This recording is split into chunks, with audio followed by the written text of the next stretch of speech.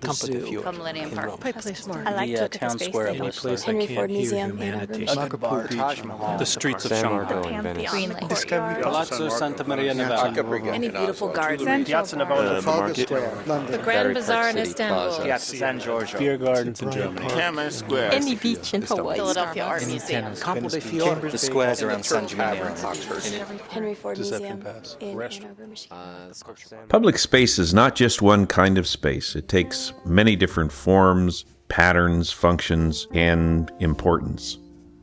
The term public suggests a place providing access to all, a place where people can congregate and engage in multiple activities, a place of movement and flow, a place of cultural collectiveness.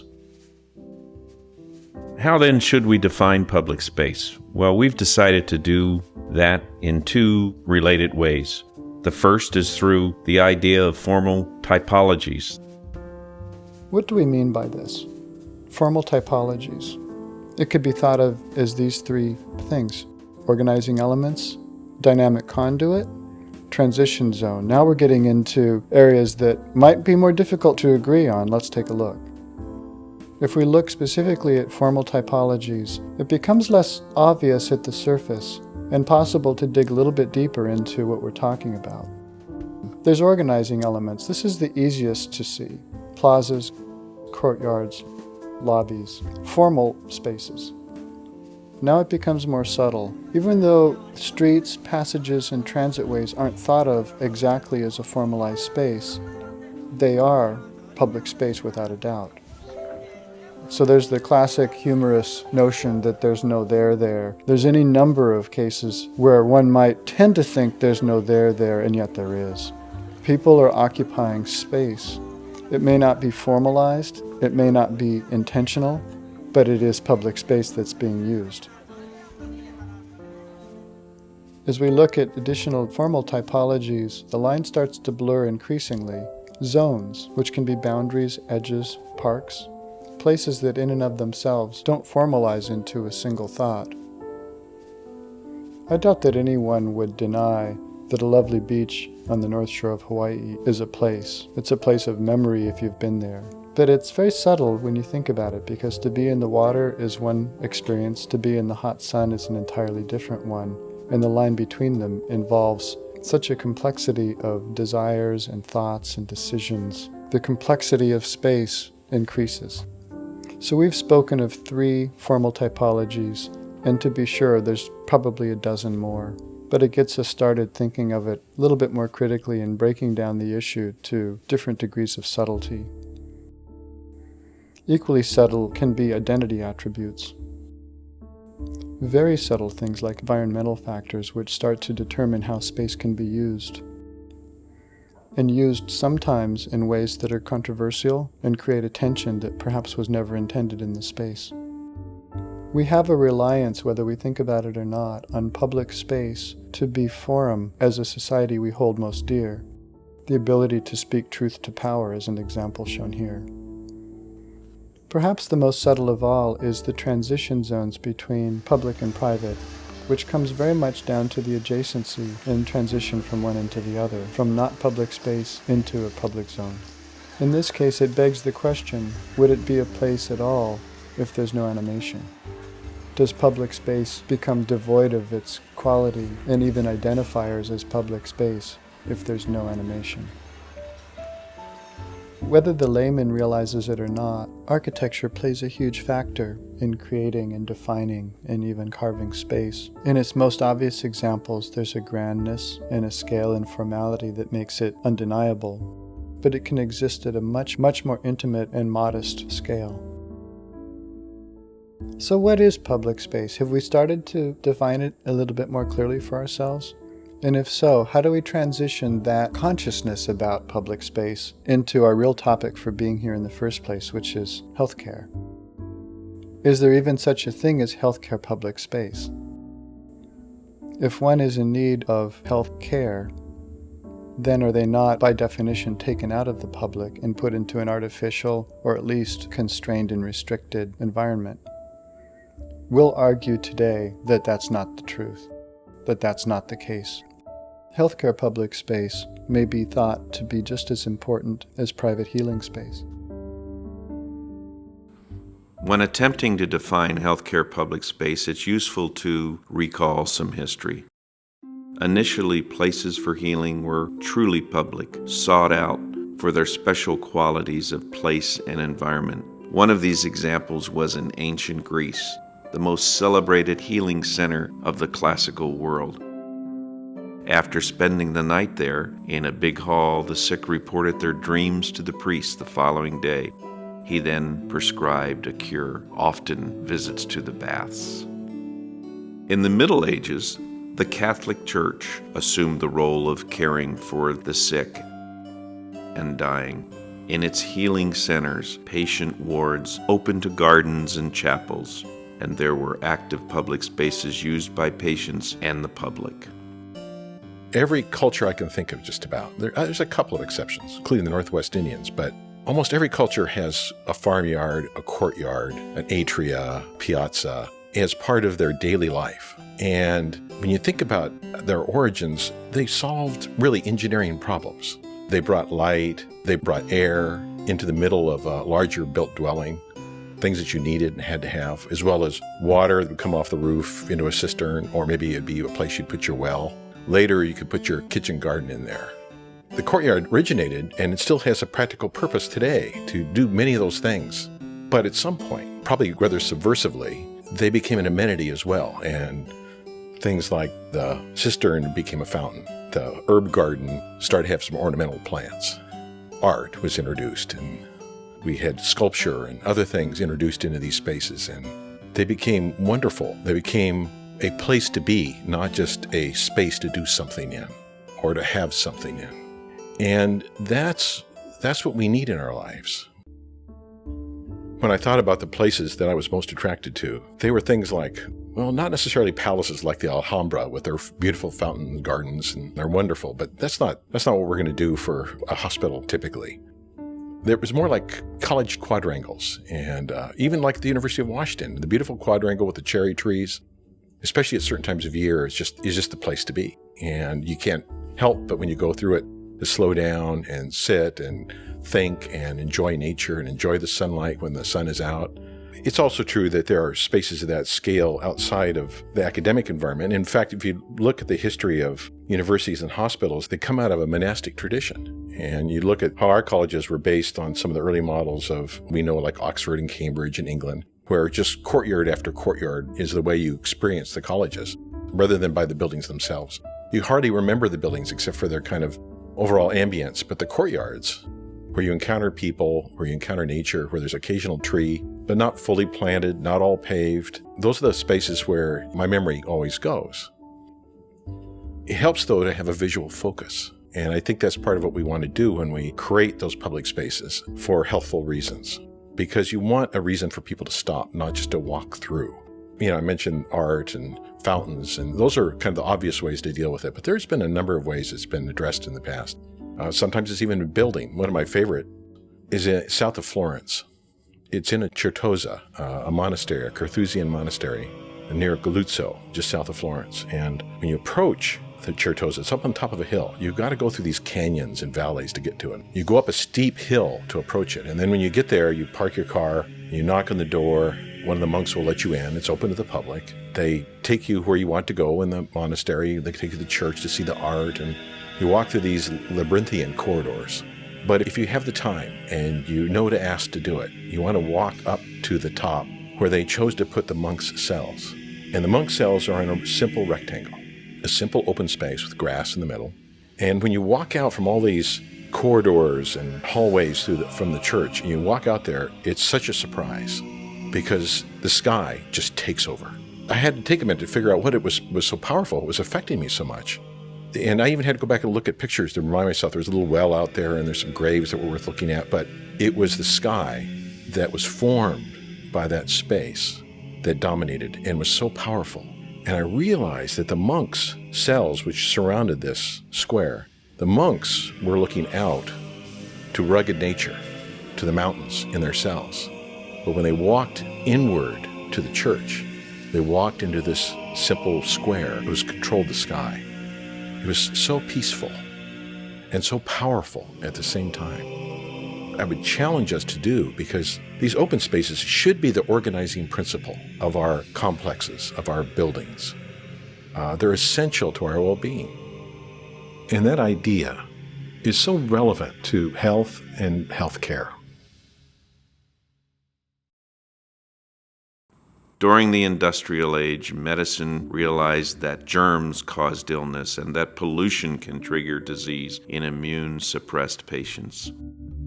The sick were separated from the healthy. Buildings became more compartmentalized and hermetically sealed. Private space became more important than public space. Today, the assumption that patients should always be separated and isolated is no longer the prevailing wisdom. Instead, we find increasing emphasis on patient rights and on family participation in caregiving and healing. Given our contemporary healthcare environment, how does public space in general relate to healthcare public space? What's similar and what's different? In truth, all of the formal typologies that we've looked at apply to healthcare. There's organizing elements, there's certainly dynamic conduit, and even more certainly, there's transition zones. The things that are unique, environmental factors, the need for control of the same germs that drove hospitals into entirely sealed environments, the different range of users, the users specific to hospital, be it staff, doctors, guests, patients. The adjacencies might be entirely different than what you find in a public gathering space, and the architectural character serves the function, so it becomes unique to healthcare. So it's a complex issue. There's no simple answer here. As much as we can say we have, in the discipline of building architectural spaces, commonality to general public space, there's as many indications that it can't be the same. So let's look at some examples that address these exact issues, and then some observations about them. Each of the 5 listed here can teach us something about blend, can teach us something about spaces that we know we'll design for healthcare, but that we can borrow examples or learn from non-healthcare design. A collector space may be as active as an inner-city plaza. One will find themselves dealing with noise level, the disorientation of activity, and the pluralism of collective experience. Hospital design will do well to be very intentional about this. This is prior to being in the sealed environment of hospital, the sick being separated from the healthy, a loved one saying goodbye before one goes into a procedure. And it holds the complexity of collective experience. Collector space, of course, can function at a variety of scales.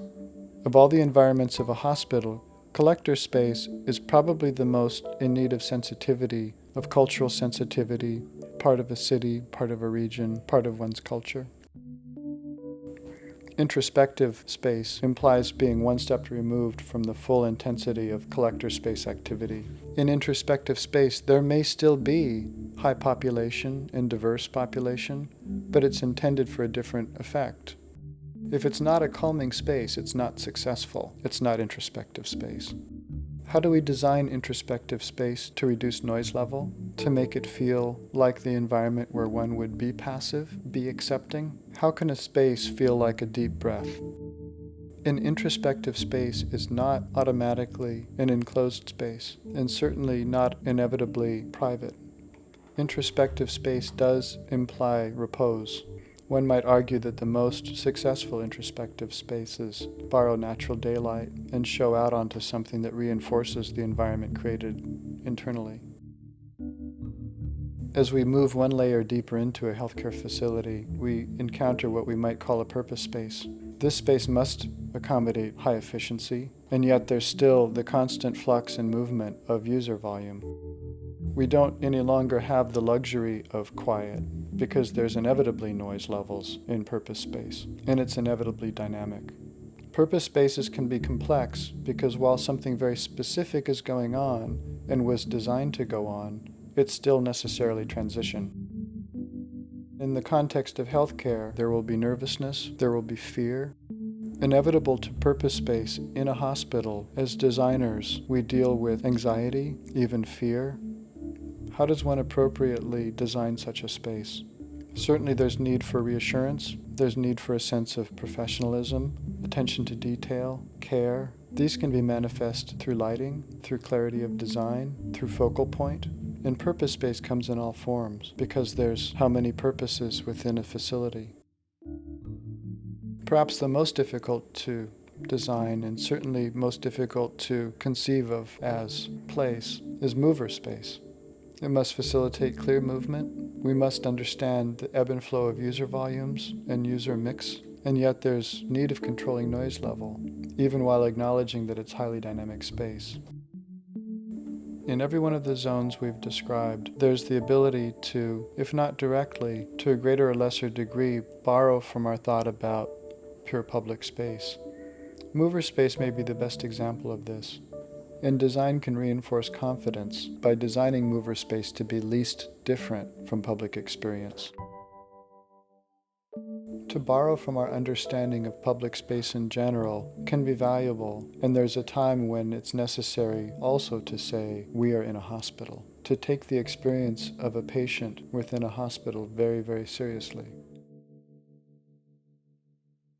We've coined a term today that we'll call switchboard space.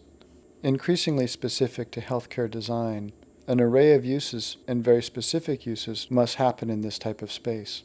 And it's facilitated by clarity of organization, by moderate noise level, by clarity of wayfinding. And there's a subtlety. This is a highly dynamic space. This is a space of efficiency. But it's also, perhaps more than most spaces in a hospital, required to be a place of reassurance. This is the sort of thing that we all feel like we already understand, but think about it. Don't take this for granted. This is worth thinking about. Switchboard space often sits adjacent to collector space. If a switchboard space is hard to find, or hard to use, or intimidating, or confusing, it's failed. When we're at our best, switchboard space is the difference between the patient experience, the family experience, the user experience in general being positive, being helpful, being reassuring, or not. And we've tried to focus on lessons most easily learned from public space when designing healthcare public space. But the conversation isn't complete until we've talked about the things most unique to healthcare. These spaces, however, must be integrated with healthcare's unique identity attributes. Environmental factors, light, air quality. User groups, diverse user groups, and healthcare-focused groups. Public and private relationships. A cohesive mission with clear interface and boundaries. People needing care are the norm, not the exception. Passage of time. In healthcare, time is unpredictable and perceived differently by patient, family, and staff. Emotional disposition. Uncertainty and vulnerability, emotional highs and lows. We have presented an idea about organizing one's thoughts around healthcare public space in terms of typologies and attributes. So what do we make of this idea? How might we take this new thinking of public space and use it in a positive way to influence our creativity and our communication with our clients? Well, one thought that we have is that we might array the typologies and the attributes in some kind of a grid or matrix and test some of the implications that we have just discussed. Let's say, for example, that the vertical axis displays the icons of the typologies. And let's say that the horizontal axis displays the icons for healthcare's unique identity attributes. Using this grid, a particular type of space could be defined to reflect one or more factors in the horizontal axis. What do we mean by that? As an example, let's take a collector space, represented by the top icon on the vertical axis, and consider it in relationship to the horizontal axis. Should this space be designed to take into account environmental factors? Should it deal with the passage of time, which, as we mentioned earlier, can be agonizingly slow for patients and families awaiting test results, so it's a significant thing to consider? What might we say about the design of the space having done this? What other combinations might be important? By asking such questions, and by plotting them on the matrix, it can serve as a documentation of the sensitivities of the planning of this space and a further appreciation for the healthcare experience. A number of conclusions can be drawn from our discussion about public healthcare space. One is a new appreciation for the variety and relevance of healthcare public space. It is not one kind of space. It can take different forms or patterns. And secondly, although healthcare public space is usually thought of as support or even background space, it is just as important as clinical space. Indeed, it is just as relevant in the healing process, promoting nurturing, safety, reassurance. Another lesson learned is that a healthcare public space does not exist in isolation. Instead, it stitches together the entire healthcare experience. Some of these spaces constitute seams of human interaction. Others constitute a formal stage for this interaction. Both can change human experience in life-defining ways. How then should we account for these spaces in the design process? Well, we would say it deserves its due place in the functional end space program, which means it's probably time to move beyond the assumption that all circulation space is covered in the overarching net to gross factor of a space program. Our exploration would suggest we should define these spaces not as a net to gross, but as line items in the program. And even doing that, we should look beyond the physical and spatial parameters. We must take into account the emotional and experiential importance of the space. We've said that it is possible to create fond memories in these spaces. Often, as we know, the birthing experience creates very positive memories. But what about the cancer patient that has a tumor removed and just wants to go home and forget about the hospital experience? How do these spaces affect these patients?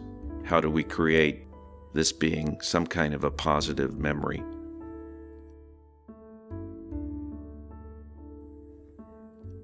As our questions suggest, defining healthcare public space and using it to enhance the healthcare experience presents challenges and opportunities.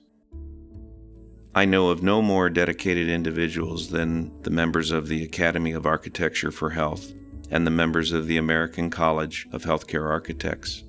I am really confident that these are the kind of individuals that will eventually meet these wonderful challenges and opportunities. As we do this, I expect our healthcare design teams will become increasingly interdisciplinary. For example, in my own organization, NBBJ, our healthcare practice includes, of course, healthcare architects, but also clinicians and landscape architects, lighting experts, industrial designers, environmental psychologists, and even an anthropologist.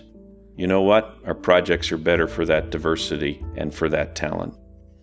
We hope this exploration of healthcare public space has been both useful and inspiring to you. Let us all continue to make our healthcare environments places of health and healing. Thank you.